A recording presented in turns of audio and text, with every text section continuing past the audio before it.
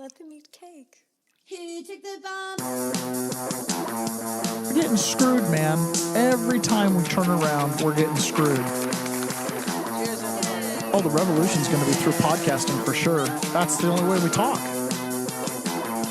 It's the little guys that take the brunt of everything. It's got to stop. Peasants, man. We're just peasants. Every one of us. You watch those old movies, you see the peasants in the background with the kings and queens walking around. We're those people. We're those people.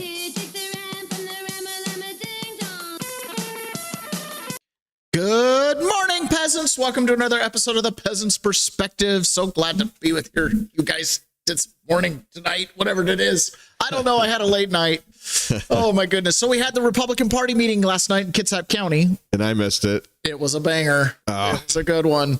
It was a good one. So if you are in Washington State, this week is the week you need to declare your candidacy to be a precinct committee officer. So you'll just have to do a little Google research and figure out how to do it. In Kitsap County, you go to the Kitsap County website, and there's a way to do it. It takes about, I don't know, probably took me 3 minutes, maybe 5 minutes to declare my candidacy. You basically have to confirm your voter registration and make sure you click the Republican box. Apparently, some people click the Democrat box, and now they're trying to, contact the county and do it. So it defaults to Republican or Democrat around here. They're at the top of the list. Fraser, great morning. Thank you for joining us. Pony Boy, good morning to you.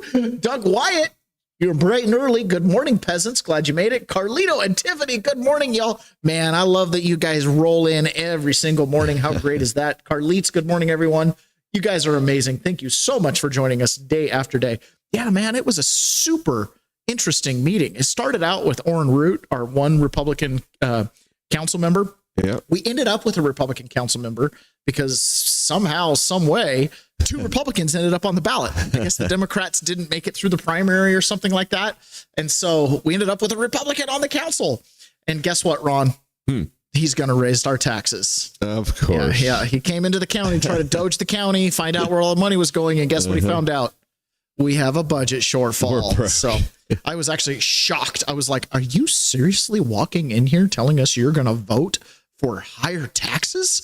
Well, I was like, you have a hiring freeze and you hired a DEI manager. That's a hot potato. We can't, nobody wants to touch that. I'm like, oh my goodness. I will say this. What I learned last night is they are afraid of lawsuits against the county.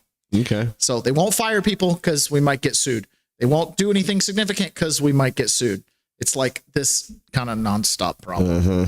Anyways, so all the more reason why you got to go to politicalremodel.com and you got to go get involved in your local county, become a precinct committee officer, and go make a difference. We absolutely can take our counties back.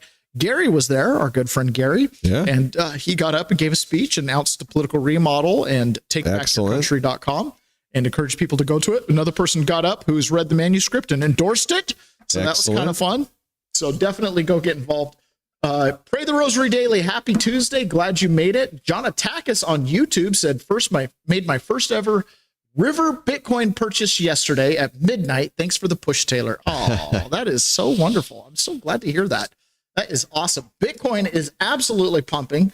Yesterday, it came up over 80. And then last night it was, right now it's 81,450. It is just climbing. Ooh. So time is right. Please don't think, did I miss the boat? No, you didn't. We got 100x from here. The point is start stacking sats. And look what I got on today, Ron. Freedom. Sweater. Bitcoin logo there. I love it. I got some Bitcoin merch for myself. All right. I know why you guys pull in bright and early every single morning. And for those of you that join us later in the afternoon, you too can also enjoy the simultaneous sip with us through vicariously or post fact. I don't know, some word that would describe later, but yeah, in spirit, we're with you. All you need is a cup or a mug or a glass, a tankard, a chalice, a stein, a canteen, jug or flask, a vessel of any kind, and fill it with your favorite liquid. I like Diet Dr. Pepper this morning. Thank you, Ron, for the cold one. Oh, yeah. And join me now for the unparalleled pleasure of the dopamine hit of the day, the thing that makes everything better. It's the simultaneous sip, and it starts right now. The big problem with government, as Hayek points out, is that once you start doing something, you establish vested interests. And it's extremely difficult to stop and turn that around. Look at our school system. How is it our school system is worse today than it was 50 years ago? Look at the welfare state. We've spent trillions of dollars without any success. That is the truth. And that is what I saw yesterday. Yeah. Right? That is what I saw yesterday. So the comment I got up before I tell you about my comment, pray the rosary daily. I too, she says on the chats, bought Bitcoin yesterday. Ron, the peasants are going to be rich. We're going to run this place eventually. This is such a big deal, you guys. If you haven't gotten in on Bitcoin, you've got to do it. If you think there's Bitcoin myths, it was started by the CIA. Like my father-in-law, Bitcoin is what you say it is. So is gold. So is the dollar. So is the Turkish Libra, right? Go to check out our Liberty Lounge from a few weeks ago with Tom Phillips, Bitcoin Myths Debunked. Got to check it out. And obviously, I'm talking about it regularly because money touches everything. You cannot talk about politics. You cannot talk about power. You can't talk about any of that stuff without talking about money. Case in point, last night in our Kitsap County Republican meeting, it was all about the budget. Mm-hmm. I will say one of our local members that kind of runs pretty hard with the John Birch Society, excellent society, by the way, was talking about, why you guys always have a budget shortfall? Mm-hmm. Always, because you think inflation's at 2 to 4%. And it's like, it's really at 10 to 15%, depending on the year. Yeah. He's like, so you can't ever stay ahead of it, which is why you're always behind it, right? And that's why taxes up. You know what Orrin Root, our council member, said? He said, the fire department in this county is well-funded because they can pass their own levies on the ballot. And he's like, now, if you go talk to the fire department marshal, we could need more money for these vacations or new equipment or whatever. But he's like, they're practically overfunded. They don't get too good a success on bonds to build new fire stations, but they got plenty of money. Same thing with the schools. He also described how the school system here is all administrative. He says you go into the classrooms, they haven't hired new teachers. There's still 30 to 40 kids packed in every classroom. But oh my goodness, the administrative staff has just exploded. Oh yeah, it's super top heavy. And that's what Milton Friedman's talking about there is once you kind of establish these things, it's hard to get out of. And that's what I think our council is struggling with, which is why they need so much of our help. They've got to have our support to show that they can stand up to this stuff. The comment that I made to him when I got up and spoke, I asked him, I said, have you considered cutting regulations? Mm-hmm. I talked about the building, right? Yeah. Kitsap County is hard to build in. Mm-hmm. It is easier to build in Jefferson, a neighboring county, and Clallam County, the county over. We're in the same Pacific Northwest region, the peninsulas of Washington State. Mm-hmm. Why can I get a building permit reliably in 30 to 45 days in Kitsap County with my total permit expenses under 20 grand? Whereas in Kitsap County, to get a permit for the same house, I'm into it 100. Yeah. Right. Between county fees and environmental studies and stuff like that. And he was like, well, we're trying to speed it up. I was like, cut the regulations. Yeah. If you cut the regulations, people can build single family homes. Then we share the tax burden instead of increasing our individual tax burden. I said, how do you think Florida's doing it? They're getting rid of property taxes. They're overfunded. Why? Pro-growth. Anyways, interesting stuff. Carlit's nice river reoccurring buy feature has no fees. Something to look into. We buy daily. Yeah, Carlit's, he just buys like $5 a day. Just no matter what, $5 a day. Totally something that you could absorb into your budget. You probably have $5 extra a day. Put it into Bitcoin. 3 or 4 years from now, each one of those $5 is $50 or $500 if we're lucky. Skip the latte. Yeah, skip the latte, get some Bitcoin. So Wall Street Journal yesterday had something interesting to report, and I don't need to play this clip from Trump necessarily. The Wall Street Journal said if the Save America Act was passed, it could swing states to the right. Estimated Republican Party two-party vote margin in percentage points before and after requiring registration documents. And it goes on to show here that New Mexico would have gone to Donald Trump. Go figure, Ron. New Mexico is a red state, lots of country and antelope down there. You don't think they're a red state? So turns out if you make people register to vote using an ID, as in a bona fide American citizen to vote, we would probably see a lot of our blue states become red states, or at best, purple. At best, purple. That's assuming they've got deep indoctrination. Anyways, states like Connecticut almost made the cut. Washington State, look at that, -10. -4.7. Hey, 4.7, that's practically the margin of error right there. Maryland, negative 14 to 8.8. DC, they're still long gone. But states like Wyoming, plus 25. States like South Dakota, plus 22. Tennessee, plus 20. Louisiana, plus 18. What that means is you're not getting any Democrats out of those states at all. And even Washington, right? If you look here, if you go to 0.47, you're going to start picking off a lot of congressional districts and stuff like that to get that margin. Huge deal. Wall Street Journal reported that. If you have not made a call or sent an email or written a letter to your representative or your senator, is really where it is at, the senator, to pass the Save America Act at all costs, that you will support them no matter what else they vote for, just do that. We can cycle out and flush out a lot of these bad politics inside of our counties. Okay, so another thing Donald Trump talked about, and this goes exactly to what I was saying last night in the Kitsap Republican meeting, is that if you cut regulation, it spurns growth. Under the last administration, 1 in 4 new jobs was a government job, but excuse me, wrong clip. Okay, so one of the things Donald Trump is doing is he's focusing on employment, right? Yep. But under his administration, unlike previous administrations, all the jobs are going to U.S. citizens, and they're private sector jobs, not public sector jobs. Under the last administration, 1 in 4 new jobs was a government job. But since my inauguration, 100%, think of that, 100% of all new jobs have been in the private sector. 100%. We cut a lot of government jobs. Under the last 100% of new jobs have gone to the private sector. And here's in that same press conference, he's talking about cutting regulation.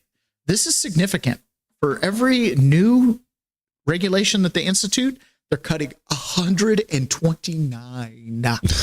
Could you imagine if Kitsap County, our local county, actually went through, like, Orange Root's response was they hired a consultant at the building department to do, what is it called? 6x2 or whatever it is. 2x6. 2x6, excuse me, 2x6. Great. Speed it up. That doesn't necessarily help everything. No. Right. I'm like, you need to go apply for a permit. Go apply for a permit. Take a building plan, pick a fake lot, go apply for the permit here and in another county like Clallam County and see what the application looks like. Yeah. Right. There's a big difference. This is always a problem for people that go into permitting. And the problem is that you only really build a house once in your life. And so this hits you and you're just like, holy smokes. And then you trudge through it. And then you're like, woof, glad I got through that. And then you think, well, that'll never touch me again. And you're worried about the next guy.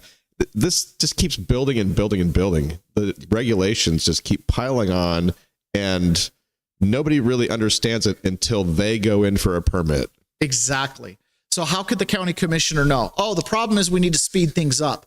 The things were slow in the first place because we had too many regulations. Yeah. Right. So here's Donald Trump talking about cutting regulations. almost as important as the tax cuts, we've slashed a record number of job-crushing regulations. That includes for you, and that includes tremendous numbers of environmental regulations, which stop your businesses, but they didn't do anything, and they had no impact. If anything, they made the environment worse. But we eliminated 129 old regulations for every new one that was approved. It was supposed to be 1 in 10, and it's turning out to be 129. So for every regulation, think of that, 129, we lose them, we get rid of them. It was supposed to be 1 in 10. We would have been happy with, we did 1 in 12. We started off 1 in 7 with my last administration. We got it up to about 1 in 12. Now I see we have a 1 in 129. So we're getting rid of 129 nonsense regulations for every new one that we pass. And thanks to these pro-growth policies, our economy is roaring, and factory construction is way up.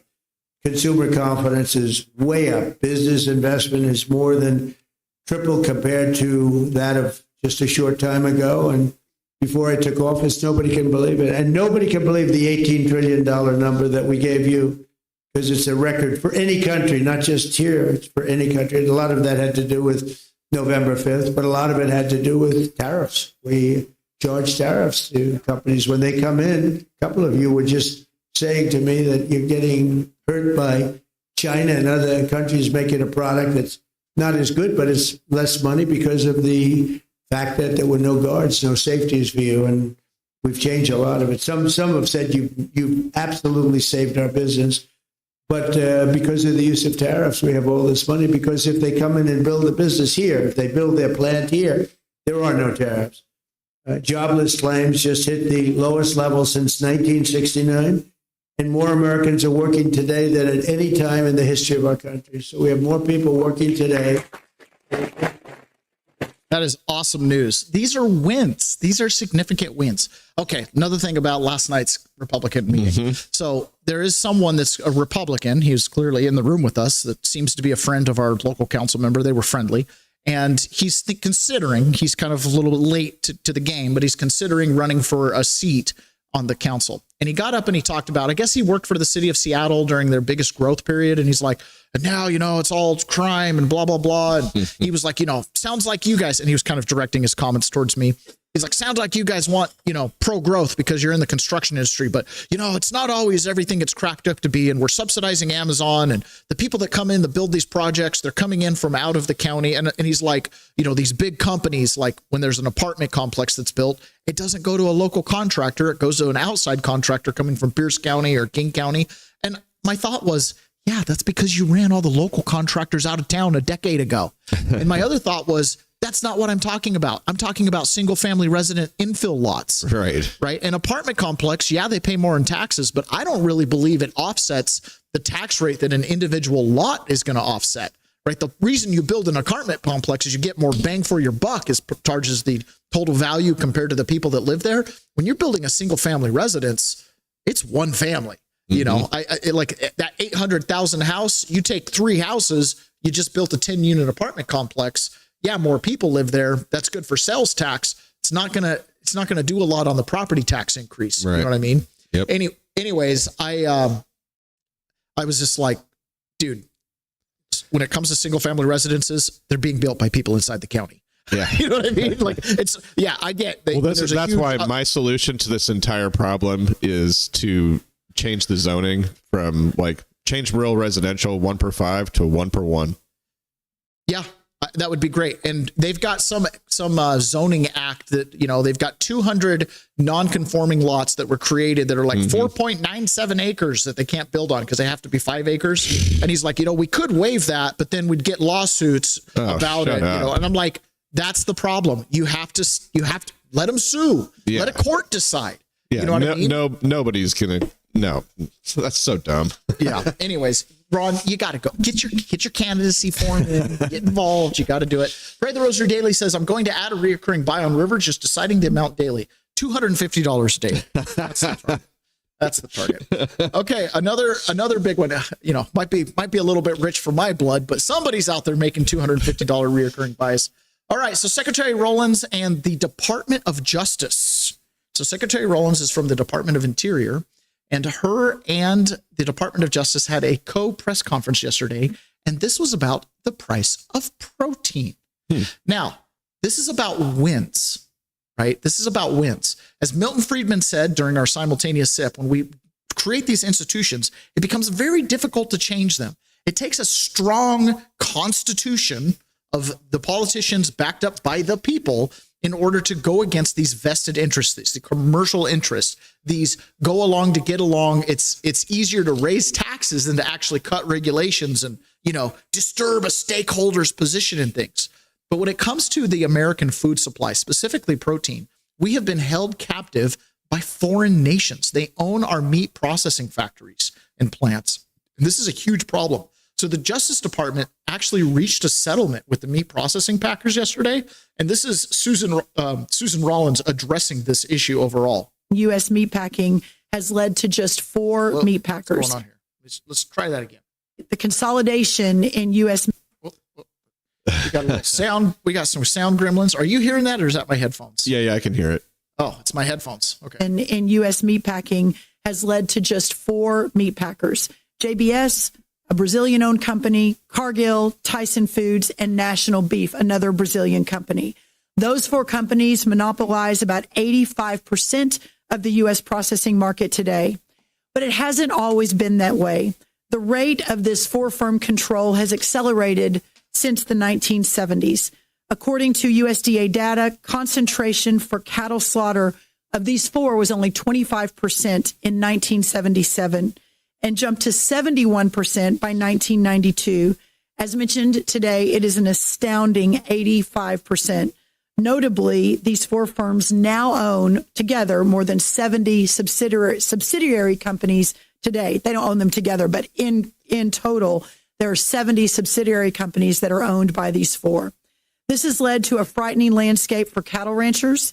Industry consolidation reduces options for our ranchers looking to sell their cattle. It weakens their negotiating power, and it risks reliance upon a single buyer. Today, the concentration of larger plants opens the door to tighter coordination by the Big Four with producers, and perhaps the exertion of control over them as well, given they have limited options to sell their cattle. I love how she said, perhaps. I think this alludes to a settlement that they've reached. Perhaps that's the, obviously these guys have essentially a monopoly, right? And obviously these guys are putting pressure on cattle ranchers. Is Shantini on with us today? Shantini, is there a cornered market for cattle ranchers? Those little cheeseburgers that came out this year, are you kind of selling low? Meanwhile, when you go buy them back at Costco, those cheeseburgers, Right. they're a little bit expensive. Like, where's the margin going?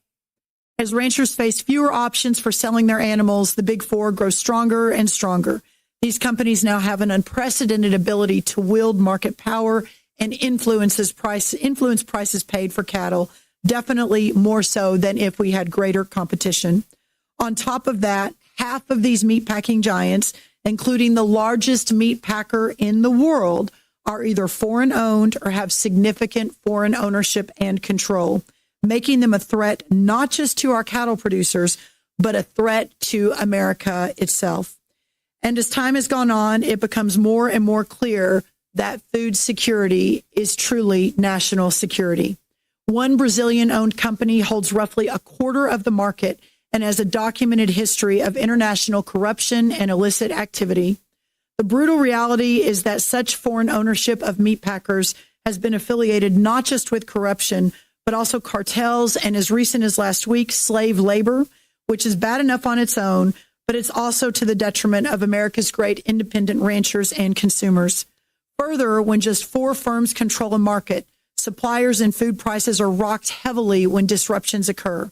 The last few years have proven that the protein sector, especially, and therefore our food security, is especially at risk when global pandemics, animal disease outbreaks, and facility issues like fires, labor disputes, foodborne illnesses, and cybersecurity attacks occur. As an example, in 2019, a fire at a Tyson slaughter plant in Kansas resulted in a 27% drop in cattle traded on the market just that following week. And in 2021, a cyber attack on JBS plants in the U.S. caused ripple effects and delayed production. President Trump is acutely aware of these challenges, as evidenced by his Truth Social directive last November, directing the Department of Justice to investigate the Big Four meat packers for potential collusion and price manipulation. Ensuring these practices do not happen will protect both producers and consumers. So I have a good friend named Wade, who is a old mule skinner. Okay. He's a cowboy, not a cowboy. He's a mule skinner down in Utah. And he owned a butcher shop for some 40 odd years. Okay. And in fact, where his butcher shop was, it was like a 5 or 10 acre lot. And he sold a big chunk of that property, like 9.5 acres, to Costco. So the Costco in American Fork, Utah, if anybody's familiar, his butcher shop is in the corner of the parking lot. Okay. It's still there. He's since sold the butcher shop as well. But it was kind of funny, you get this butcher shop in the corner and you have Costco in the background. But Wade was in the butcher shop industry forever, and he was a local butcher. So you raise, Bessie, the family cow, you give her name, you feed her, the kids get all attached, and then one day dad comes out, shoots it with a 22, takes it to Wade. Okay, so he was that kind of a butcher. My first job ever was in a butcher shop. One of his friends up in South Jordan, it was JB Custom Meats, for anybody in the South Jordan area. I'm not sure if they're still around. I was the cleanup boy. I'd come in after hours at 4 p.m. and clean the bandsaws and the knives and the butcher blocks. And good heavens, when it was pig day, the bone dust was not dust. It was like gack slime. It was horrible. Anyways, this is my first job. Well, I guess technically my first job was doing dishes and a paper boy. And then that was my first job for like job. Okay. So anyways, one time Wade was visiting us up here in Washington, and my father-in-law, who, I verbally makes an appearance on the show as I mentioned stories about him. He's a great everyday man. He's kind of like you, Ron, doesn't really watch the news. And something comes up, he's like, whoa. So we're sitting there out on my deck having a nice dinner in the summer evening. And my father-in-law turns to Wade and goes, Wade, why is the price of meat so high? And this is 5 or 6 years ago. And Wade goes, secret combinations.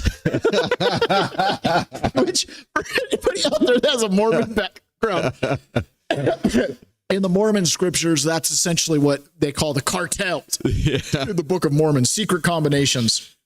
Secret combinations. And that's funny. He's like, the meat packers are either from Brazil or China, and he goes off and runs off about how that controls the price of meat, and it actually kind of ran him out of business because it's hard to compete.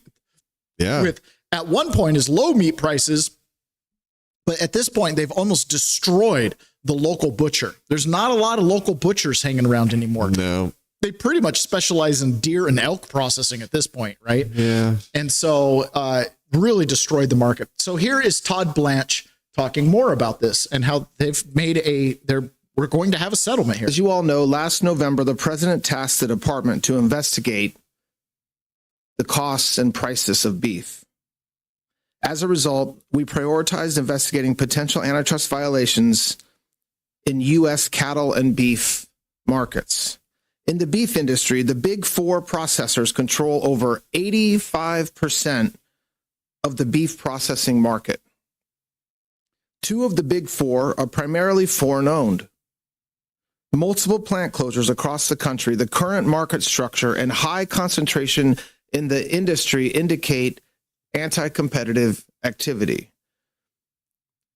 Since the president's executive order, the department has been actively investigating with a review of over 3 million documents. Hundreds of industry participants, including ranchers, cattlemen, producers, and processors, have been contacted and many interviewed as part of this ongoing investigation. More broadly, the department has also executed on the president's executive order to stop anti-competitive behavior in the broader food supply market. Later this week, we will be announcing an historic settlement that will directly affect the prices of proteins like chicken, pork, and turkey. This business model allows competitors to exchange competitively sensitive information on every aspect of the protein industry and has raised the prices on chicken, raised the prices on pork, and raised the prices on turkey. So what was happening was when it comes to pork, turkey, and chicken, the big meat packers were colluding. Can I just say real quick that this has been a very, just listening to him talk, it sounds, it was really refreshing to hear a news soundbite that sounded like there was real information and you weren't listening to like 5 chicks cackle on The View. I mean, it's just nice to hear a bit of news that sounds like something you want to actually listen to. Yeah, well, that's a press conference. And not a DEI discussion, Yeah. Ugh. Seriously. But this is such a big deal because one of the other things that happened last night at the Republican Party is I'd call him a friend, an associate that's been coming around just at least as long as I have. Mm-hmm. And he got up and was like, I'm disappointed in Trump and, we've got the war in Iran. It's a war of choice and the price of food is out of control. Okay. And basically just doing the whole, we've got to go and agree with the Democrats because things are really screwed up and Trump's not making it better. And I was like, dude, it's so sort like if you'd have just waited one day, you could have heard that there's actually progress being made. You know what I mean? And hey, those gas prices, they are up, but they're still the average gas price during Trump's term and Biden's point at this point, Biden was still more expensive. Not right now, today, it's more per gallon than it was under Biden. But you got to remember, we had over a year of close to $2 a gallon, whereas Biden for the entire 4 years was almost $4 a gallon. Mm-hmm. I mean, this is pretty significant. So, when you talk about no new wars, I always look at the Iran situation. And we've talked ad nauseum, and we'll touch on it a little bit later today, that, this war with Iran is not a war of choice. It's if we want to maintain our sovereignty as a nation, they attacked our elections. If we want to have peace in the Middle East, you got to deal with Iran. If you want to have, low oil prices, you got to deal with Iran. Hey, you want to have American factories be set up for success and not have to compete with low costs in China? You got to make it so China can't get oil at rock bottom prices. Some might call it a conflict of necessity. A conflict of necessity. Trump's trying to fix a 100-year problem in a 2-year election cycle. It's pretty scary. Without really going to actual war. Yeah, exactly. I mean, really. Exactly. All right. So speaking of cackling cacklers on the news, this is Mark Penn, former Clinton pollster, talking about the midterms coming up with the redistricting that's on the horizon. Because remember, the Supreme Court just a few days ago said you can't have these racially gerrymandered districts. And Louisiana went back to court to say, well, can we have this election with our current map with, 2 districts cutting across the state so we can have these minority majority districts? And the Supreme Court said, no, that's unconstitutional. Okay. So there are minority majority districts spanning from Pennsylvania all over the South. They are all unconstitutional districts. So that decision, there was a decision a few days ago, and then there was the appeal that was heard that was put out yesterday that's basically saying, look, those are unconstitutional districts. So word to the wise, anybody out there, you've got to go to court and challenge the district as it stands, that it is a racist district, right? So some governors, we'll hear about this in a second, are like, oh, we're just going to sit back and wait. Okay, that's your cue, politicians. Go to court. You've got standing. Put your name on a ballot and go say this district is unconstitutional. But here's Mark Penn talking about this midterms coming up and how we don't even know what the map looks like right now. So anybody that's talking about the elections, we've got a couple months before we even know what the lay of the land looks like. This is closer than people think it is. People are unhappy with the economy. They're unhappy with the Republicans, but they're also even unhappier with the Democrats. And so you have to say, is this election going to be a referendum on the Republicans, in which case that's bad, or is it going to be a choice? And are the Republicans going to be able to make it a choice? If they do that, when I ask, who do you have more confidence in to handle the economy, Trump and the Republicans or the Democrats in Congress, Trump and the Republicans win that 53-47. So, yes, people are really suffering in terms of the way they perceive the economy, and they're unhappy with the way it's going. But the Democrats haven't stepped up and shown that they will do a better job. And that's why I think this election, although usually the in-party goes out, is still closer than most people think. Yeah. That is Bill Clinton's old pollster. Okay. He's a Democrat. He's saying, listen, this is closer than people think. And he didn't mention the redistricting. But when you think about it, everybody's upset at Donald Trump, because who's not upset at the politicians in power? Like, I would vote for Orrin Root again. Are you kidding me? Right. But he's making a sincere effort. He's just outnumbered 2-1 on the council. Yep. But yesterday on Fox News, they had a little, what do they call this? A control. What do they call this? A control group? Focus group. They had a focus group of voters, and basically saying, where are we at 6 months to the midterms? And one of these ladies in here had an interesting take. She is a Democrat, but listen to what she says. Are you nodding at me? Do you agree with that? Yeah, I mean, I think right now the political climate is very divided. I think that I'm a Democrat, but I think that a lot of the independents, they feel left out. Just a classic example, they can't vote in the primaries. So how are you going to, encourage voter activity if they can't even vote in a primary and they have to wait till November, when in New York, the primary already decides who the candidate will be in office? Yeah, no, it's a good point. And my notes have you as a moderate Democrat. I'm just curious, what does that mean to you right now?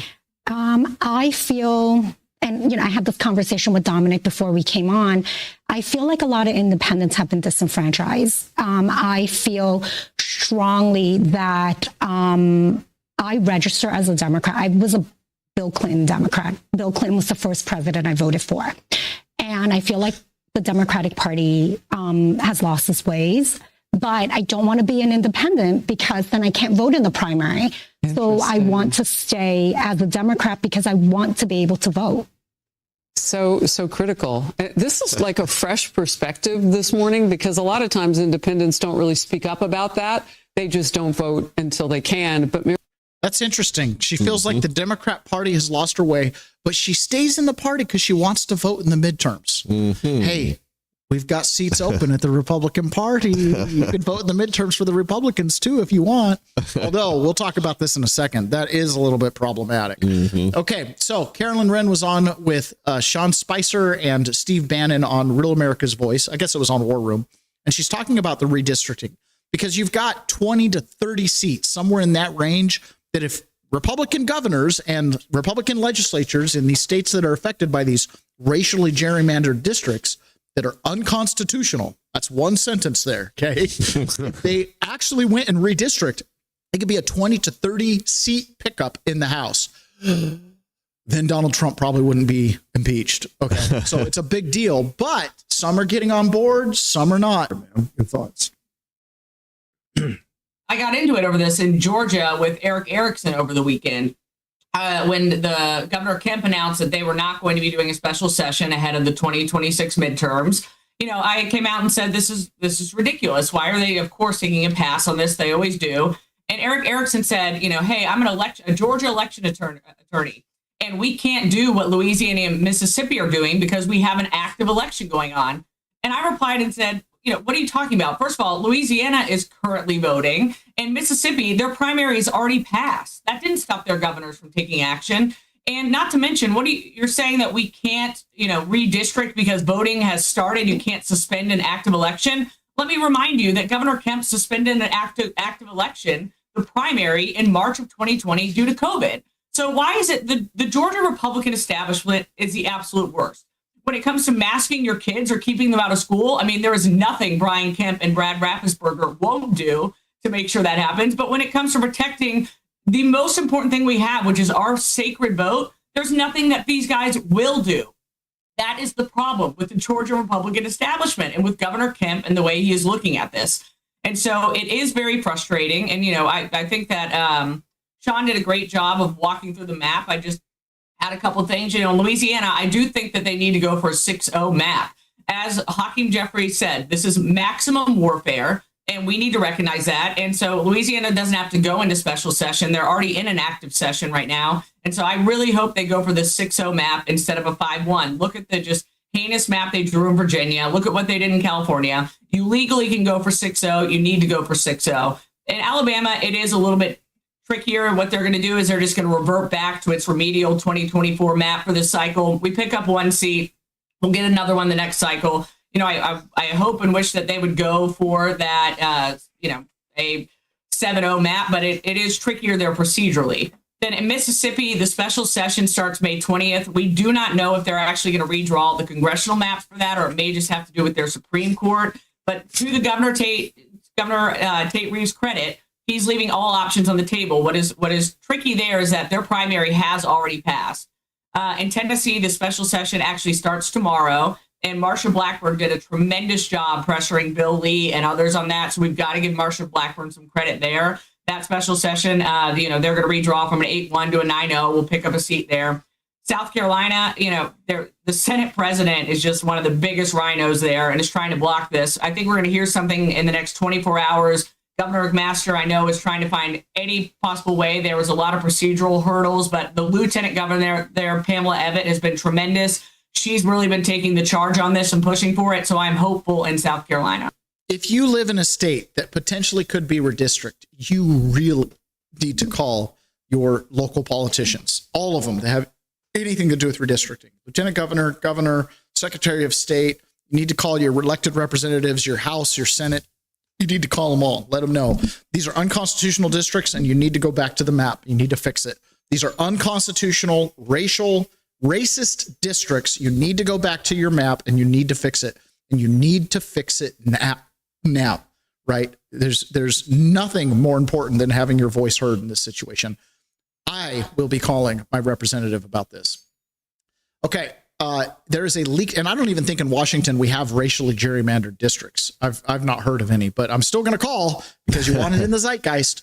Okay, so this is from a couple years ago. This is from 2/15/2022, and who this is U.S. Senate candidate, and her name was Crystal Matthews. She's from South Carolina, and she was on a phone call with a inmate in the Perry Correctional Institution. So she's talking to an inmate. This is a state Senate candidate talking to an inmate, trying to gin up votes and money. And this is really interesting. She says something that we should all become aware of. This is why it's so important at politicalremodel.com. One of the premises in the manuscript you download there is the contract between us and the politicians, the party and the politicians, right? To hold them accountable, because they've been doing this. They've been doing this sneaky little thing where they run people that can kind of, moderate Republicans or moderate Democrats. They run them cross party, knowing that they'll obstruct the Republican Party. I am not aware of any Republicans who have ever done this, who have ever gone over and become Democrats, right? For the sake of disrupting the Democrats. Never seen it. But we do see Republicans that or Democrats that become Republicans. For sleepers, like we need them to run as the other side, even though they for our side, and we need them to win. Right. We need people to run as Republicans in these local. And this is the only way you're going to change the dynamics in South Carolina. We can battle them in public all day as long as we know we working for the same goal. For me, I feel like y'all, we need sleepers. When we get enough of us in there, we can wreak havoc for real from the inside out. Then we can flip some from the inside out. We got to take back some of these seats, especially in these local elections. We need a group of sleepers. And I still got to struggle to raise money for my campaign. Where the is my black people with money? I don't care about no dope money. Give me that dope boy money. Where the duffel bag boys? Find you somebody in your family that don't even know you donating to my campaign and put that under their name. Honestly, these ain't the same type of black people that I grew up around. I don't recognize these black men. So I don't black because I don't understand the type of black that they are. Now, can I talk intelligently? I can move in all kind of circles, but I love black people. I feel safest around my people. I'm very much in a lot of ways, but I know how to turn it off and turn it on.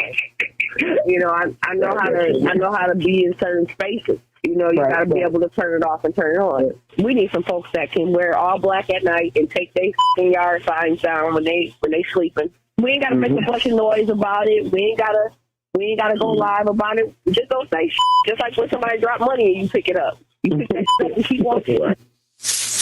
I think she just admitted like 7 felonies right there. I don't care about no dope money. Put it in a duffel bag. Drop it off at my campaign headquarters. Put it under the name of your family members. They don't even need to know they're donating to me.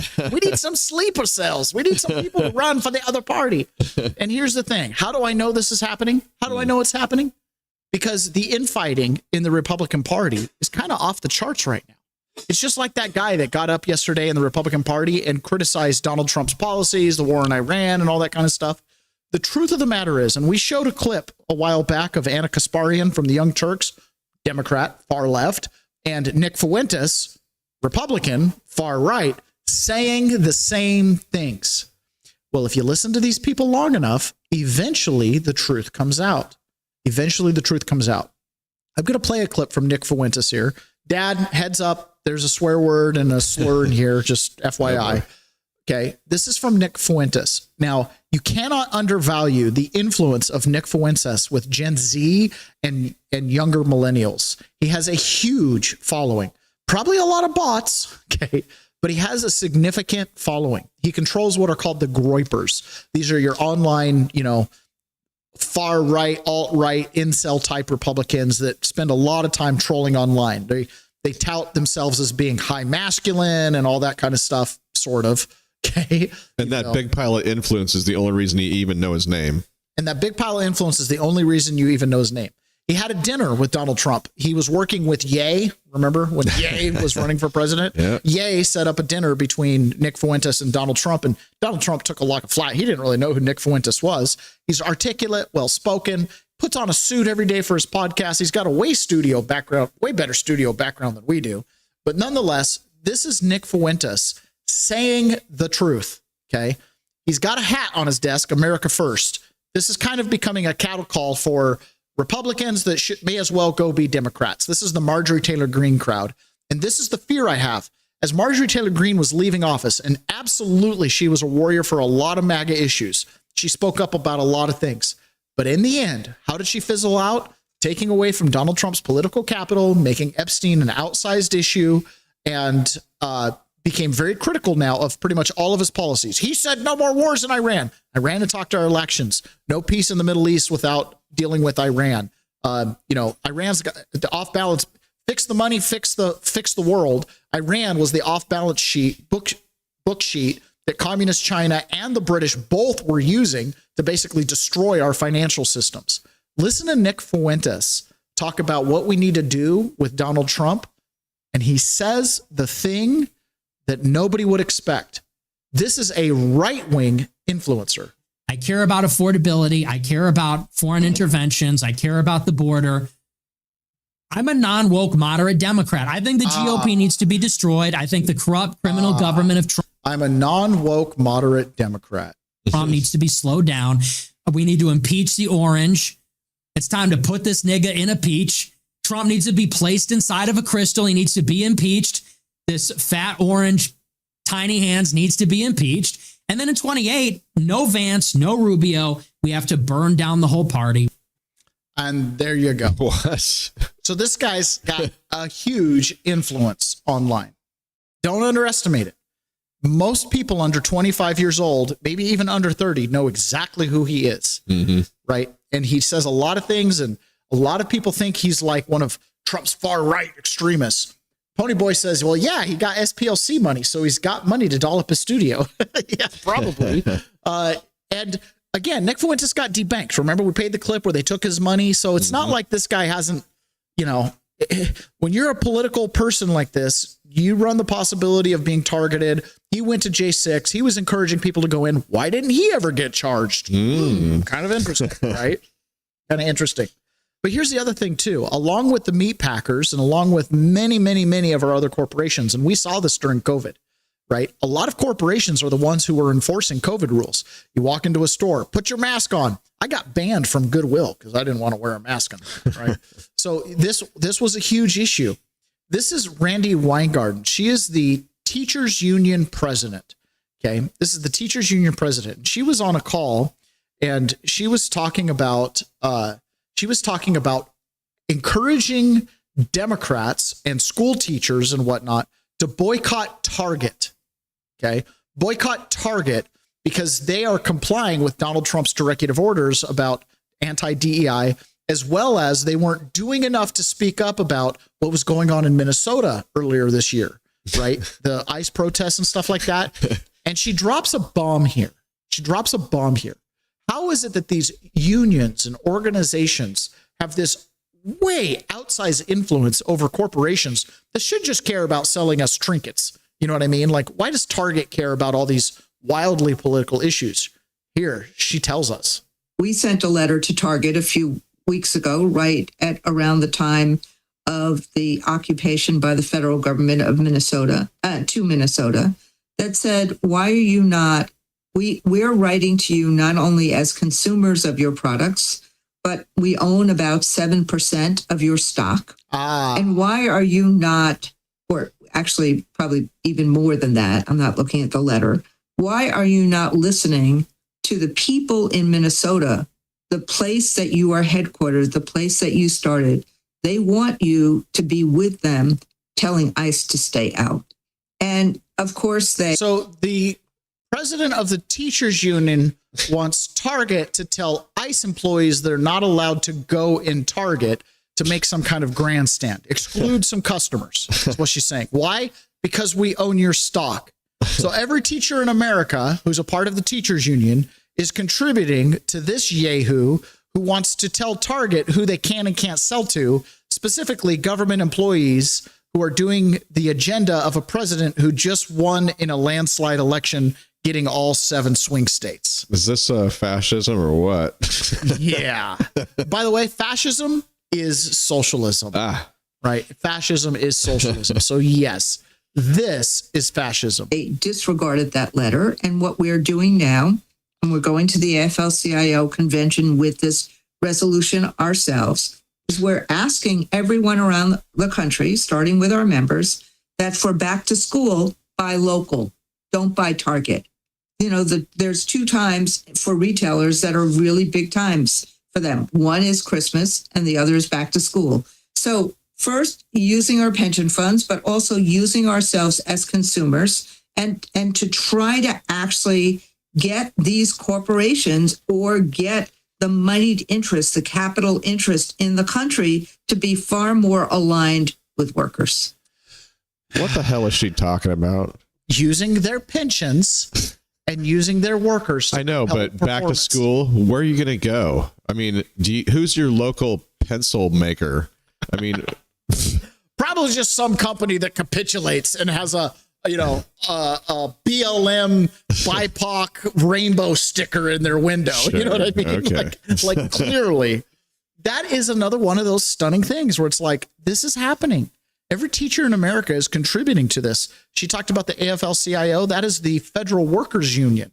So they gang up on stuff like this. So these guys have a ton of influence. Why? Because they're using your retirement money as a cudgel, which means they're not investing it for an ROI. They're investing it for influence.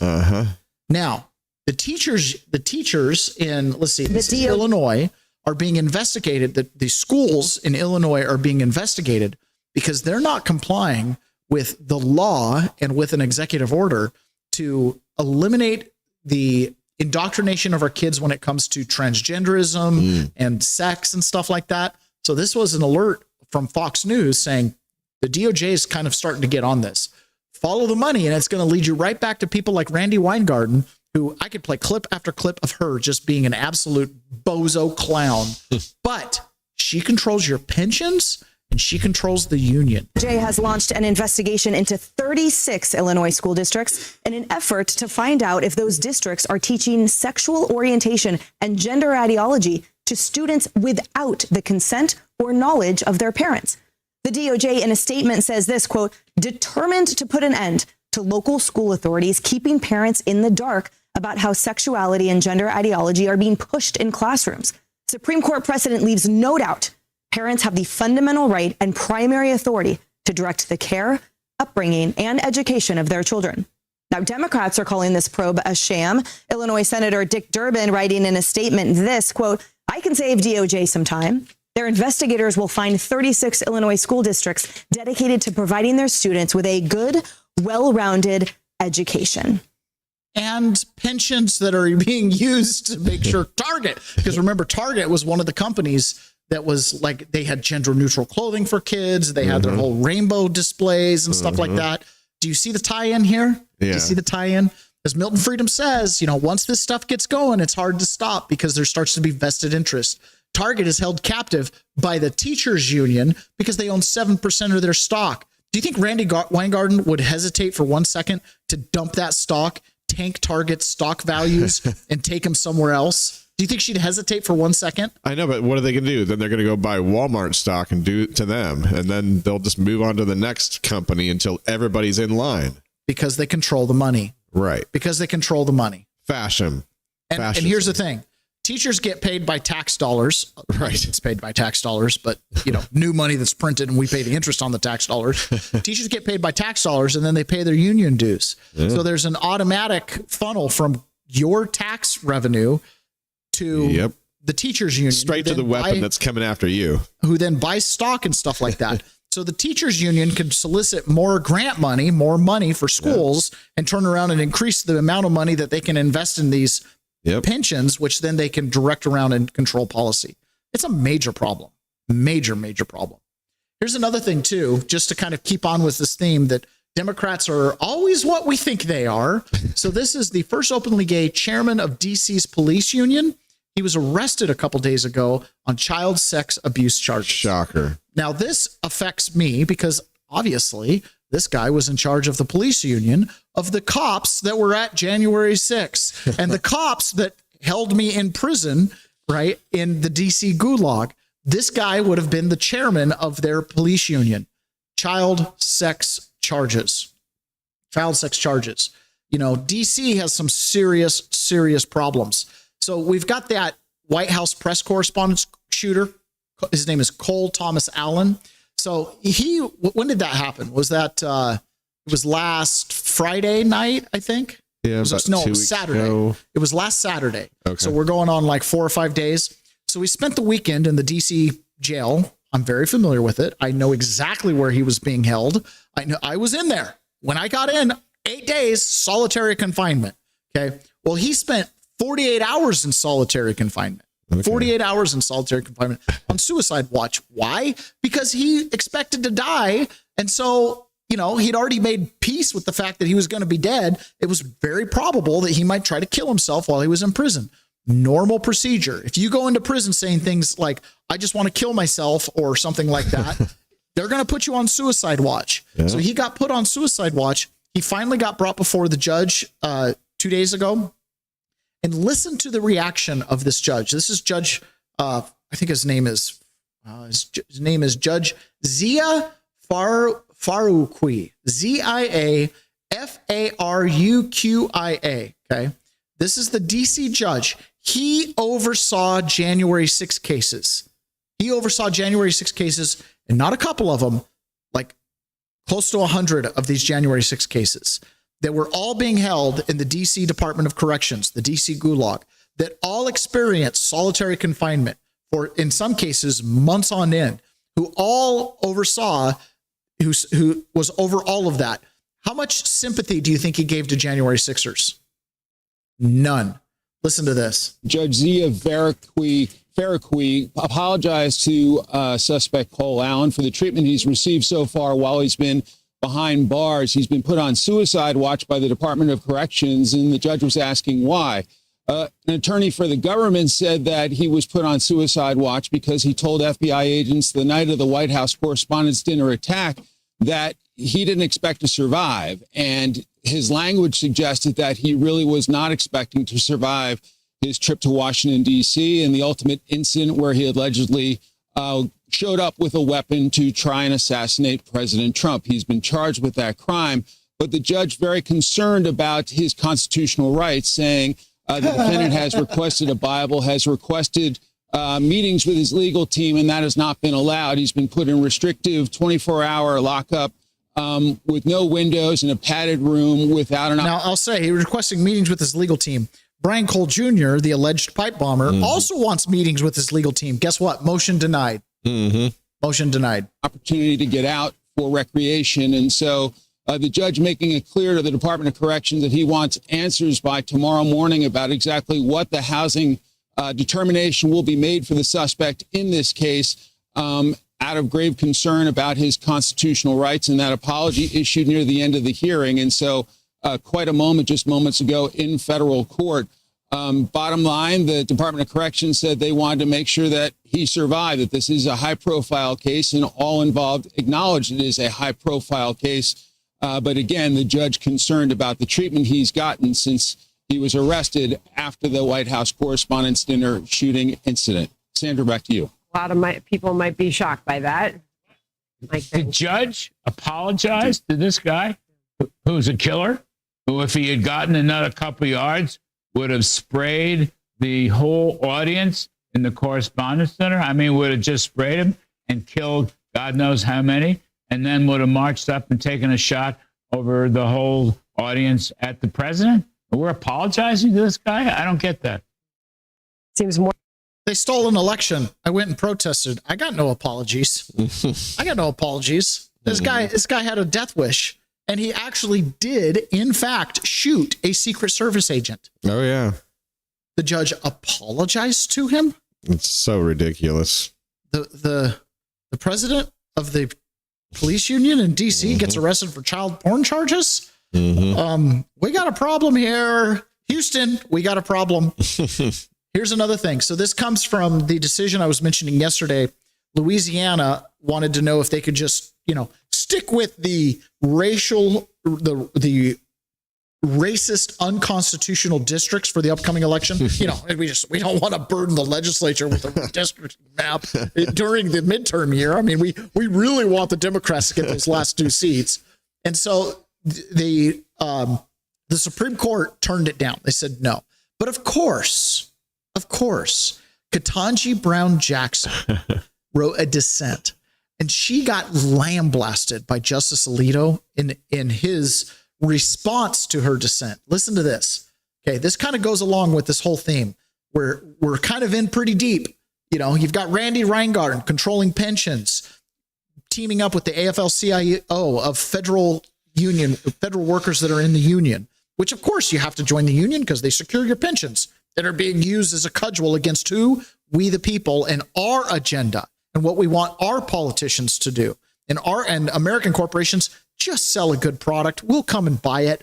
Corporations shouldn't have too much of a public stance. You know what I mean? Like, it just doesn't make any sense, especially one like Target. So Justice Alito says this dissent in this suit, this is his response to Ketanji Brown Jackson, leaves charges that cannot go unanswered. The dissent would require that the 2026 congressional elections in Louisiana be held under a map that has been held to be unconstitutional. The dissent does not claim that it is now too late for the legislature or district court to adopt a new map that complies with the Constitution, nor does the dissent assert that it is not feasible for the elections to be held under such a map. Instead, the dissent offers two reasons for its proposed course of action. One is trivial at best, and the other is baseless. He goes on to say, the dissent goes on to claim that our decision represents unprincipled use of power. Okay. That is the ground. Unprincipled use of power. And just like that, those principles give way to power. That is a groundless and utterly irresponsible charge. What principle has the court violated? The principle that Rule 45.3's 32-day default period should never be shortened, even when there is a good reason to do so? The principle that we should never take any action that might unjustifiably be criticized as partisan? So basically, Ketanji Brown Jackson, according to Alito, is playing politics with the Supreme Court, who's supposed to adjudicate things based on the Constitution and the law as it's written by the legislature. If you go look at that Voting Rights Act, nowhere in there does it say that you can create these racial districts. The one paragraph that they use to create them, when you go read it, and I should have pulled it up for this, you go read it and you're like, how did they come up with racial districts, right? Which is why it was unconstitutional in the first place. Stunning, right? Deep inside our DOJ, FBI, Department of Justice, and the judges themselves in many cases have become partisan hacks. That justice who apologized to the White House correspondent shooter probably wishes he has succeeded. Don't you think, Ron? Yeah, I mean, it's clearly showing his bias. Now, obviously I'm a little bit sensitive to this because I got put on trial in that courthouse by one of his associates. Who was also showing bias. It makes me wonder, my judge happened to be Judge Lambert, if the proof comes out that the election was stolen, would he have said that while there's a place for people like Henry David Thoreau and Martin Luther King to protest, but there's not for me, would he then maybe say that I could put my name in comparison with them?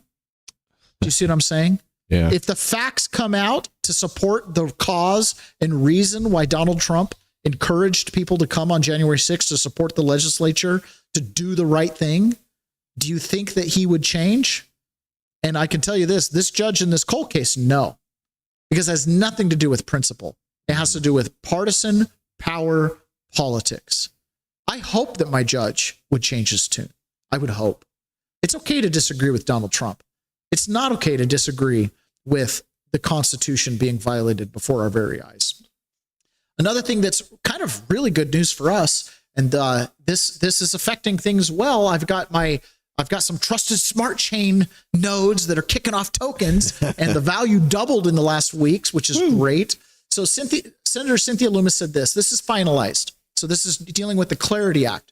Bipartisan text is the culmination of months of hard work to deliver compromise on yield that we can live with. We are closer than ever to getting a Clarity Act across the finish line.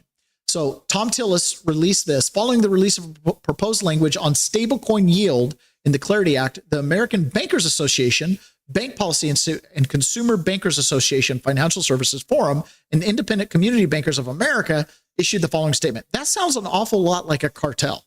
That's like all the meat packers getting together. We appreciate the work by Senator Tillis and Senator also Brooks to address the concerns from banks of all sizes around the risk of deposit flight from paying yield on stablecoins. So here's the issue at hand. When you make a deposit in the bank in the savings account, they pay you an interest rate, 0.5%, 1%, 2%. Okay.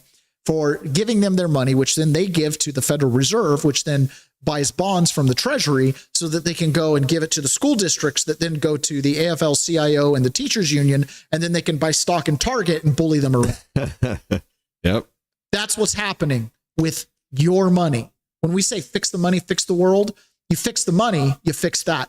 Stable coins are the cryptocurrency equivalent of money, right? And so, or I don't know, not money, it's cryptocurrency, cryptography currency. Mm-hmm.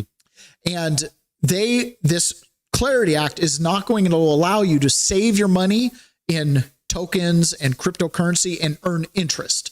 So a lot of cryptocurrency is based on what's called proof of staking. Bitcoin does not do this. This has nothing to do with Bitcoin. Okay. But cryptocurrencies like Tether and Ethereum and many, many others, if you hold it, the hope was these crypto companies could pay you interest by not selling the tokens, which increases the scarcity and therefore the demand and therefore the value. However, this competes with banks. And so the banks are worried if cryptocurrency, which has way bigger upside because at least we can see the blockchain, right? Mm-hmm. If they can pay interest on savings, there will be deposit flight out of the banks and into crypto holdings. Mm-hmm. Fair enough. Yeah. Now the proposed language is public. We are working to provide feedback that balances both the innovation and the community lending necessary to ensure that America's economy is the strongest and most resilient in the world. Senator Tillis and also Brooks are seeking to achieve the correct policy goal, prohibiting the payment of yield and interest on stablecoins. So stablecoins and other cryptocurrencies, you'll be able to earn rewards, which is what interest is. It's a reward for keeping it in the bank. You'll be able to earn rewards when you use the tokens. So it's going to encourage the movement of the tokens rather than the stagnation of them, which is what savings accounts encourages, the stagnation of the money. However, the proposed language falls short of that goal. It is imperative that Congress gets this right. The research demonstrates that yield-earning stablecoins could reduce all consumer, small business, and farm loans by 1/5 or more, making it essential for the prohibition to be clear and transparent.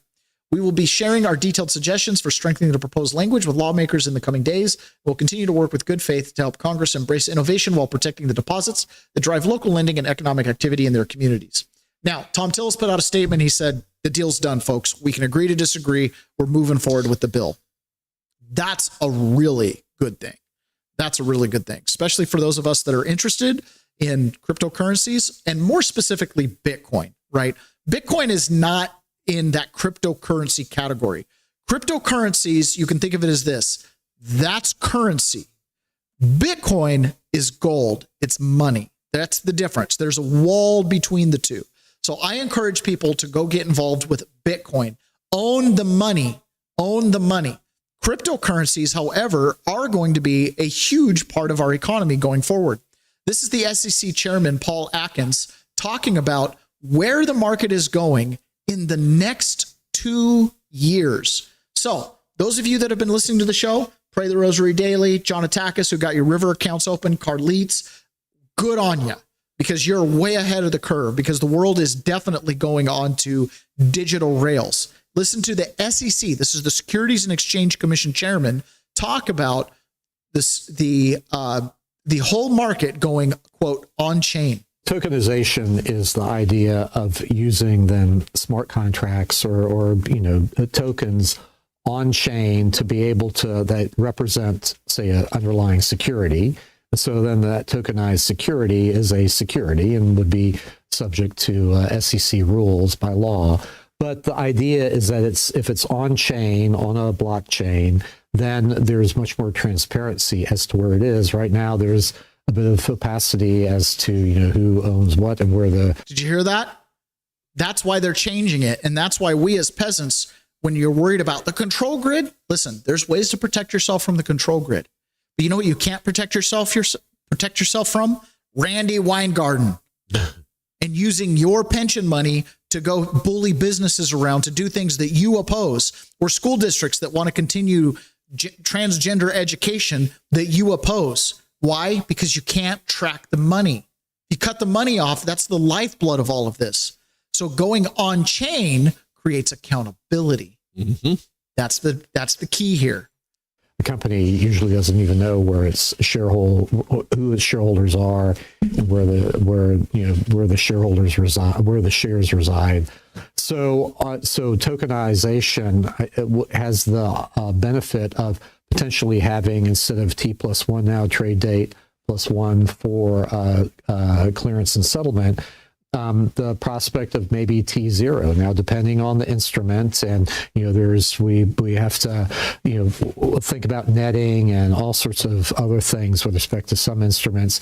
But in principle, the idea of on-chain delivery versus payment and receipt versus payment, DVP, RVP on-chain, is a prospect of de-risking the markets, making them much more transparent and then sure as far as clearance and settlement, because it's always that's the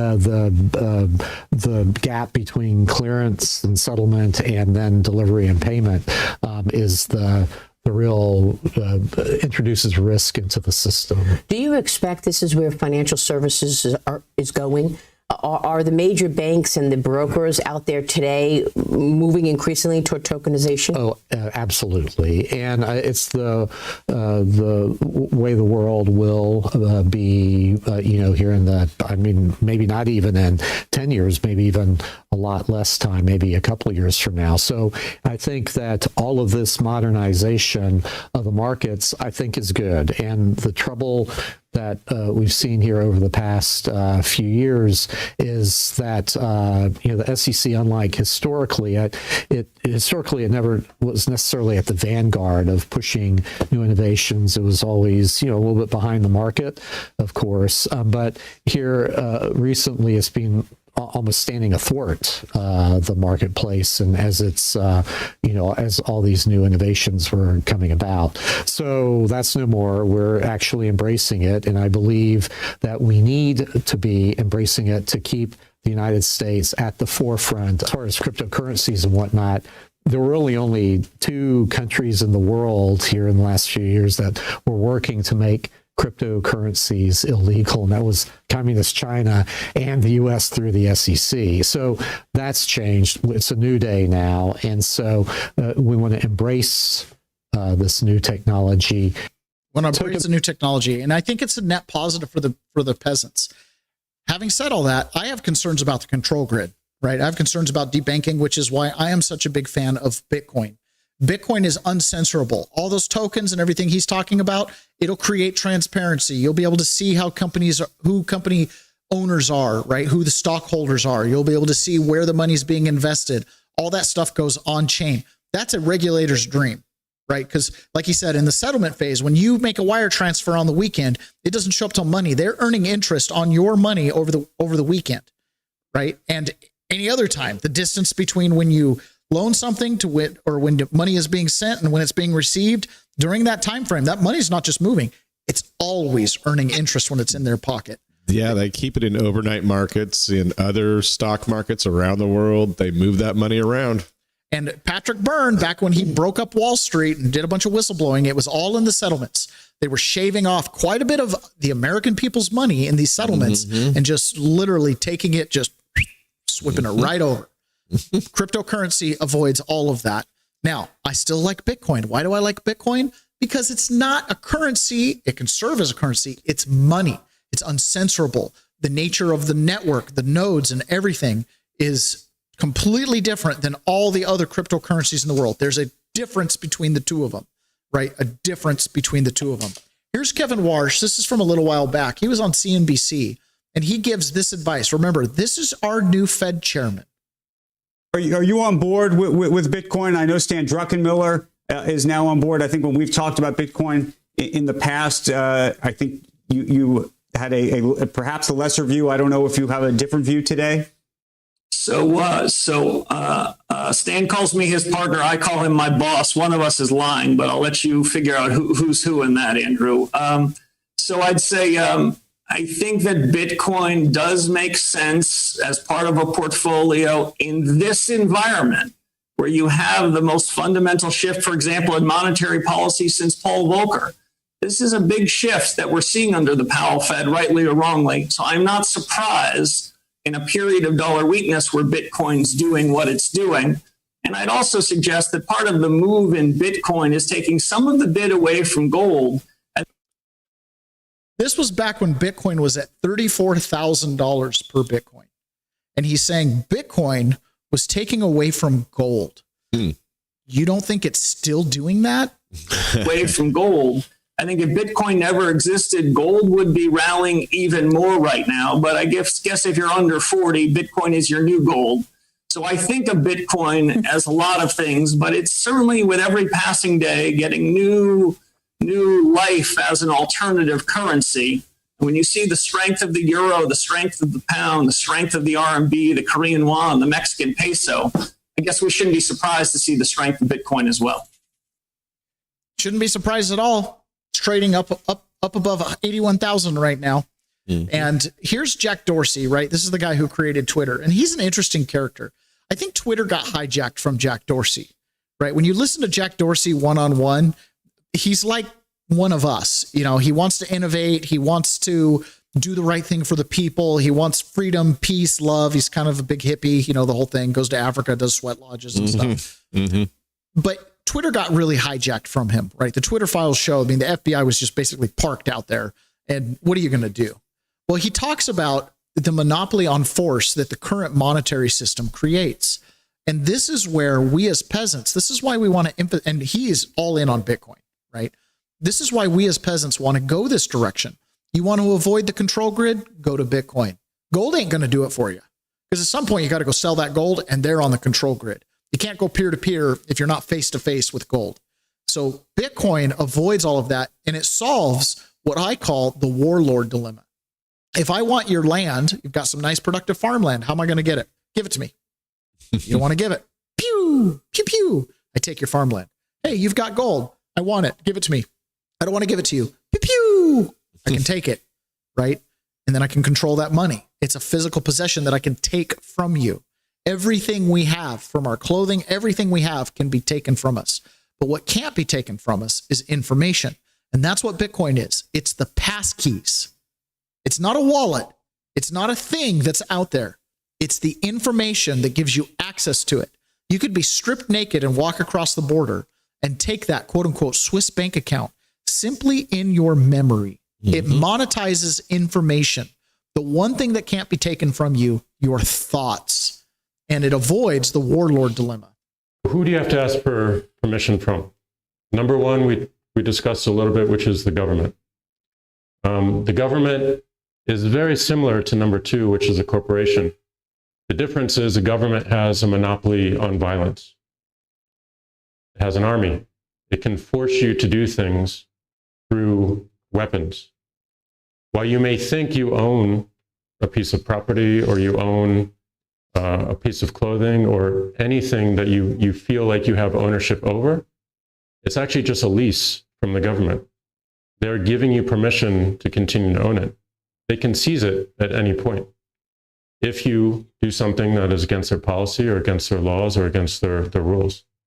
So there is no true ownership with this monopoly of violence. There is no true ownership with the monopoly of violence. And Bitcoin is the first asset in world history that avoids that because it's simply information. It's the passkeys. It's the passkeys. And it's not owned by a government. It's not owned by a government. It's not controlled by a government. They can take your little, cold storage wallet. Wallet's nothing. The wallet's nothing. That thing that generated the passkeys, once it generates, it doesn't generate them anymore. That was its whole purpose. Right? You can go anywhere in the world. You get access to the internet, which the internet's not going away. When people are like, well, what happens if the internet goes down? I can't eat gold. That's my answer.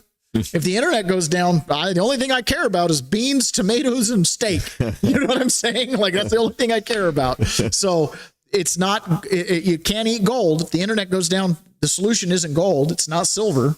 In prison, we use stamps. Like anything at that point, what's money? Bullets and cigarettes. That's money. When I first saw one of these cold storage wallets, I was like, man, that looks like a pager. Yeah, they do.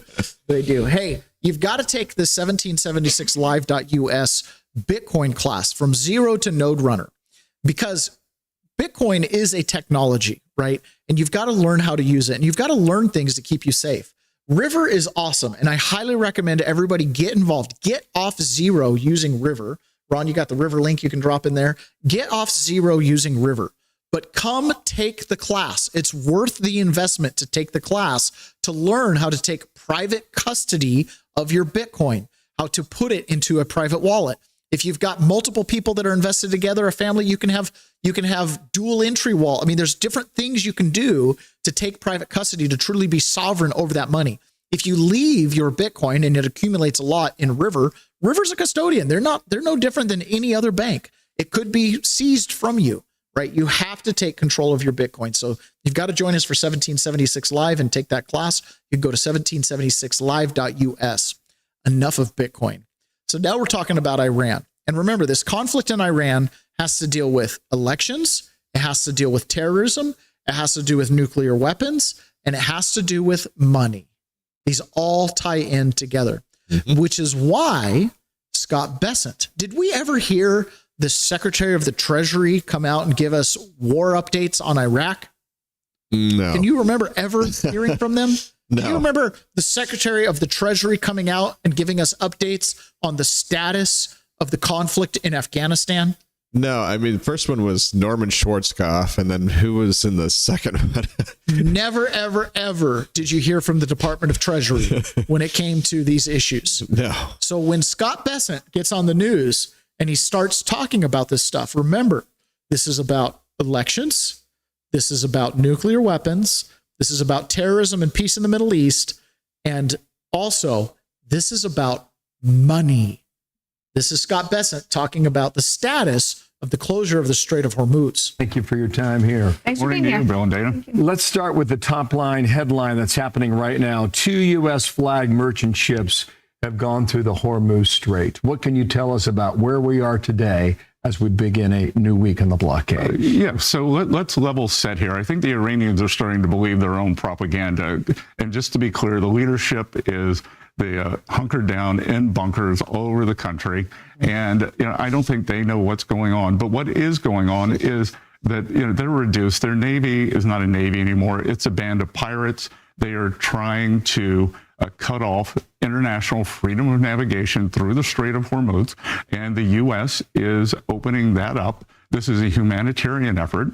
I can tell you, 2 weeks ago was IMF World Bank Week in Washington, and I had numerous countries come up to me, some of the poorest, some of the most vulnerable, and ask us to do this because it's not only energy that's in there, it's fertilizer, it's food transport, it's LPG for the more than the billion plus people in India use to cook. So we are saying the Iranians do not have control of the strait. We have absolute control of the strait. We have blockaded the ships going into or out of Iranian ports. Their economy is in free fall. And everyone says they have the high tolerance for pain. Well, their soldiers will not have a high tolerance for not getting paid. Senator Reid believes that we are in a worse off economic position because of Iran. Let's watch him here. He was on This Week. Strategically, we're in many respects, a much worse position. The Strait of Hormuz is blockaded. We're seeing incredible impacts economically in the United States in oil prices, fertilizer prices.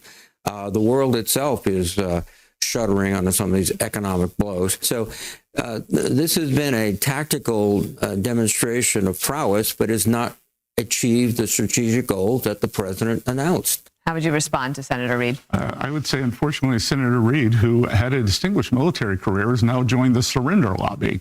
That this has been going on for 3 weeks, that the Iranian economy is in free fall. And to be clear here, this is an international humanitarian operation. We are opening the strait.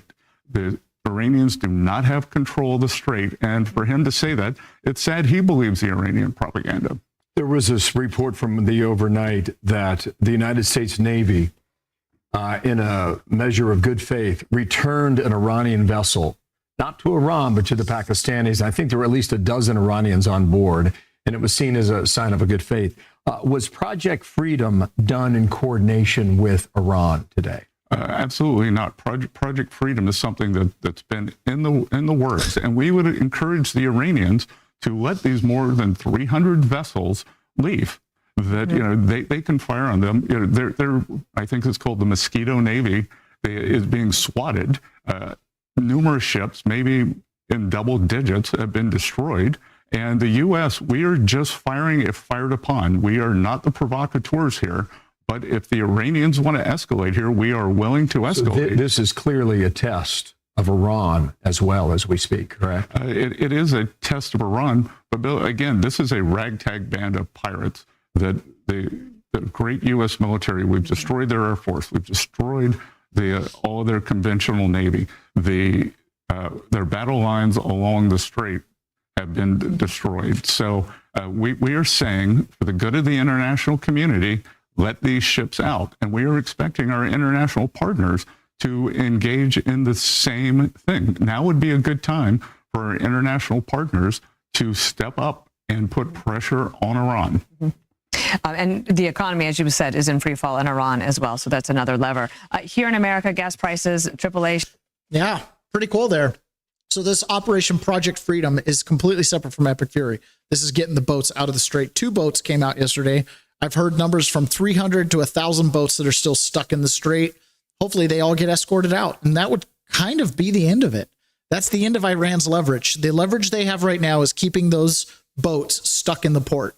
Between Lloyd's of London, who won't insure them going through, and the Mosquito pirate boats that are coming out and attacking them, that's a problem. Now, they did fire on some boats. I don't think the 2 U.S. boats, but the United States Navy took out, I think, 3 or 4 boats from this Mosquito, these little quick boats that they're literally just, they're the drug boats that we saw in Iran, right? Or coming out of Venezuela. It's same kind of thing. This is Trey Yanks talking about what Donald Trump said. If they don't let these ships out, he's just going to start picking off these small boats. With President Trump moments ago, he's live from Tel Aviv for us. Hello, Trey. Sandra, good afternoon. I spoke with President Trump for 20 minutes about the situation with Iran. He talked about Project Freedom and the U.S. efforts to guide vessels through the Strait of Hormuz, issuing a new warning to the Iranian regime, saying if the Iranians try to target U.S. ships in this area, they will be, quote, blown off the face of the earth. Remember, this was a project implemented by the Americans overnight to assist the hundreds of vessels that are currently trapped in the Persian Gulf. We're talking about more than 20,000 sailors. And the president told Fox he's doing this for humanity. Some of these sailors were running out of food and supplies on these vessels due to the Iranian threats that are ongoing in this area. And again, the president saying that if U.S. ships in the region are targeted, the Iranians will be blown off the face of the earth. Now, I also asked President Trump about the possibility of negotiations with Iran succeeding. He said the Iranians are being far more malleable than they were being in the past, showing flexibility given the U.S. pressure that continues as part of the American blockade of Iranian ports. President Trump called that blockade the greatest military maneuver in history. As it relates to the combat preparations that continue across the region, President Trump understands there are 2 paths here. The Iranians either make a good faith deal or ultimately combat operations could resume. And President Trump told Fox News that right now they have bases all over the world. There are American preparations underway. He said they're all stocked with equipment and we can use all of that stuff. And if he needs it, he will use it. But the headline here, Sandra, the president issuing a new warning to the Iranian regime if they do fire on U.S. vessels in the Persian Gulf or near the Strait of Hormuz. And today we can report, according to CENTCOM Commander Admiral Brad Cooper, there were multiple attempts on American vessels and merchant ships in this region. And Cooper says that there were U.S. efforts to shoot down both missiles and drones in the Persian Gulf as these Iranian efforts to attack vessels in the region continue. Sandra? All right. So if he gets those boats out of the Strait of Hormuz, this thing's pretty much over because that's all the leverage Iran has left. Pete Hegseth, in his press conference yesterday, talked about this Project Freedom. And one of the challenges that the Iranians have, whose whole culture is based on honor and pride and whatever, right, is they're embarrassed by the fact that they've just been summarily defeated. And like Scott Besson says, they're all hiding out in bunkers. And the only one really doing any fighting now are these little pirates. And somebody launched a missile, I guess. But they're going to get these boats out of there. And this thing's going to wrap up. So my dear friend over at the Republican Party that was upset about gas prices, a couple things. You got Venezuela putting gas online. You've got UAE leaving OPEC. They're going to start shipping out oil at market rate, not controlled by OPEC's price setting. You've got, that's Trey Yanks in Tel Aviv. Doesn't look like there were sirens in the background. Haven't heard of a missile being shot at Israel in a little bit. Sounds like things are settling down. Here's Pete Hegseth. What we're demonstrating with Project Freedom is they don't control the strait. I mean, we know Iran is embarrassed by the fact that our blockade is holding and we can run ships through, and we're going to help the world run ships through. And if they hold it at issue, the whole world knows who's doing it. It's not us. We're willing to open it up. It's Iran. And that creates a dilemma for them. We hope they make a deal. But what we're demonstrating with... I hope they make a deal. They could easily make it go over. This is Scott Bessent talking about the significance of the UAE coming out of OPEC. I think even if the Iran conflict doesn't officially resolve with some huge peace deal, right, get those boats out of the strait, and then you factor in the fact that UAE came out of OPEC, this is probably going to drop our prices. Say to the American consumer that help is on the way. You have it in mind. Help is on the way as of today. The way to think about it is the market, because of the conflict around the strait, is in deficit about 10 million barrels a day, between 8 and 10 million barrels a day right now. So every crude carrier that goes through has about 2 million barrels. So 4 or 5 crude carriers a day coming through of the pent-up demand. We think there are more than 150, 200 crude carriers that can come out. So I think the market's going to be very well supplied. The other thing, too, is I am confident on the other side of this, the world's going to be awash in oil. The UAE has come out of OPEC. They're going to be pumping more. OPEC just announced they're going to be pumping more. And the U.S. has record crude deliveries. We are the #1 energy superpower in the world, and we have never delivered so much crude. Tony boy, how's it going with all that crude down there? Sounds like prices are poised to drop. Prices are poised to drop. And they've said that from the beginning. This has obviously taken longer than they had hoped. But, there's a blueprint here. There's a model for success that Iran can use. It's the model that Venezuela took. Dulce Rodriguez down in Venezuela, she took the second door. They're making more money than ever. Making more money than ever. They're striking deals. This is the NEDC executive director, Jared Agen, on Squawk Box yesterday, talking about this deal in Venezuela. Things are changing in our hemisphere. Great trip, huge celebration of the partnership that exists today, thanks to President Trump, between Venezuela and the United States. Look, President Trump is a man of action. He wants to see progress. He wants to see action take place. And you saw action and progress in 3 important sectors. Transportation, the first daily flights back from the U.S. to Venezuela.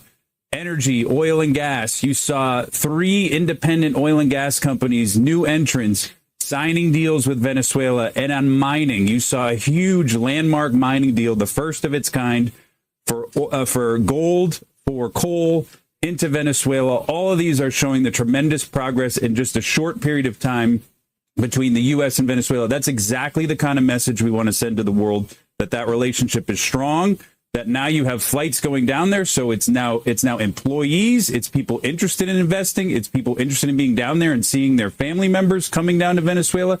There was a huge party in Miami of people interested in wanting to go down. And then even on top of that, American Airlines, on the very day of the first flight, they came out and announced they're going to do two trips a day now down to Venezuela. So the progress is happening at Trump speed. This would have taken months, if not years, to get to this point, and we're seeing it in a matter of weeks. That's Trump speed. That's the kind of stuff we're doing on our side, and you're seeing the same on the Venezuelan side. We've almost normalized relations with Venezuela. Got American companies down there carving up their assets. That's normal. So, I mean, what more could we ask for? We're back on top, Ron, where the empire is expanding. This is amazing. Gold coming out of it. We'll love it. Go stock up Fort Knox. We need to shore up our national debt. Absolutely. Again, Donald Trump is doing everything he can to make the dollar stronger. The dollar stronger is a good thing for you and I, for us Americans. This is a big deal. Doesn't mean the fiat system's good. Doesn't mean it's not set to collapse. But let's put the horizon out there a little bit more. We as peasants, we know where it's really at. I'm still going to encourage you to go get Bitcoin. All right, guys, don't forget to visit 1776live.us. Please do not forget, we still have, for 4 more days, our Rumble Wallet promotion. We haven't even read a Rumble Wallet ad for it. We've just been rolling through the show. Because we love you, the people. We'd rather get tips from you guys than have to read ads that Rumble tees up with. But we'll do it. We'll do it. Okay. So So anyways, click on the link on rumble.com. If you're watching the show, there's a tip link. And if you've already got your River wallet open, you click on the little button that says send Bitcoin.